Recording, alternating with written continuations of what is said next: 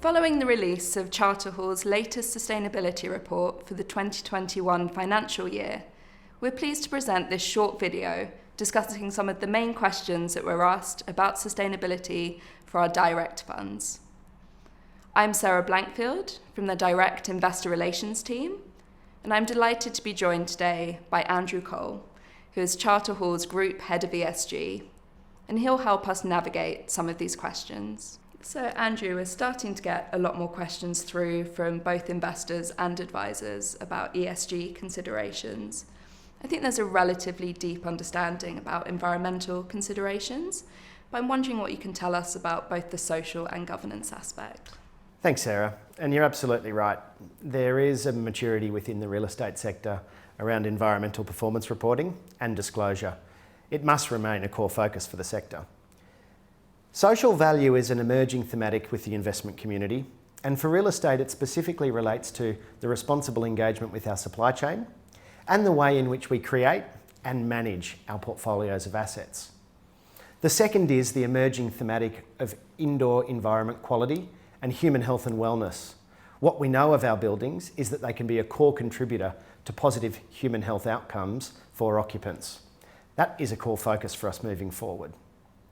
Finally, governance. Robust governance is a part of how we operate at Charter Hall, and it underpins the creation of environmental and social value for the sector.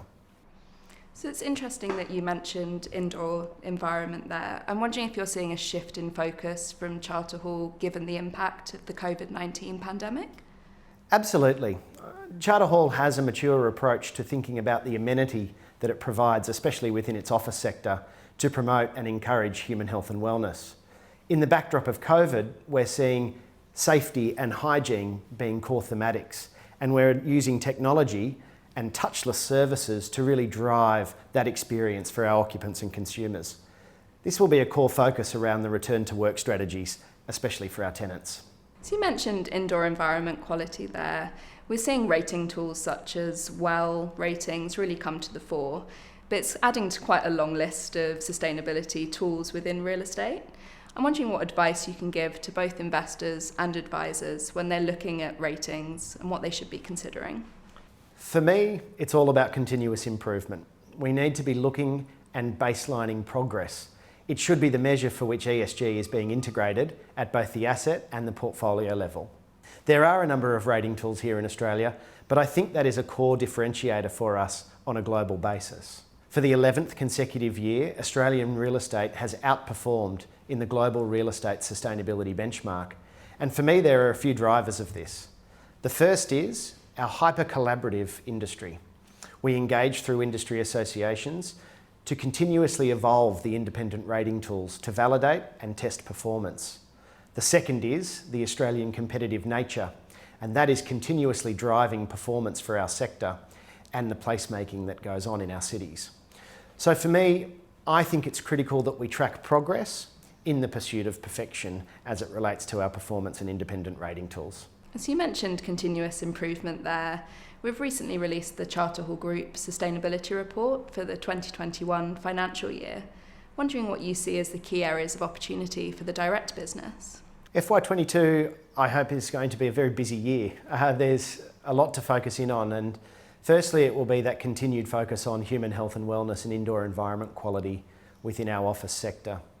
In FY22, Charter Hall will release its inaugural Reconciliation Action Plan, and I'm really excited about the opportunities through our value chain to both build business relationships and capacity with First Nations organisations as it relates to owning and operating our real estate.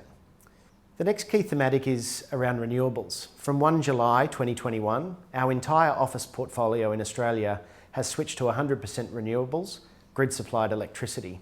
For our industrial sector specifically, I see on-site solar being a key driver of active tenant partnerships within the period.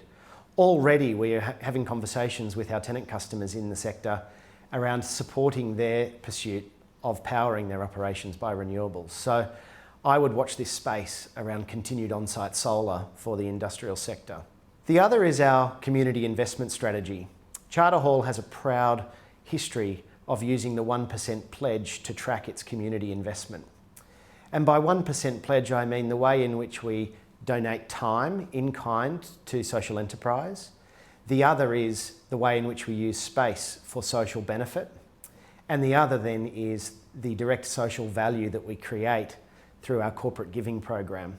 I'm really excited about the opportunities that the direct business can have in the period to make a meaningful impact in the communities in which we operate. Thank you, Andrew. And thank you for joining us today as we explored the important theme of ESG. For more information on Charter Hall's ESG performance and to download the sustainability report, please visit our website. Thank you.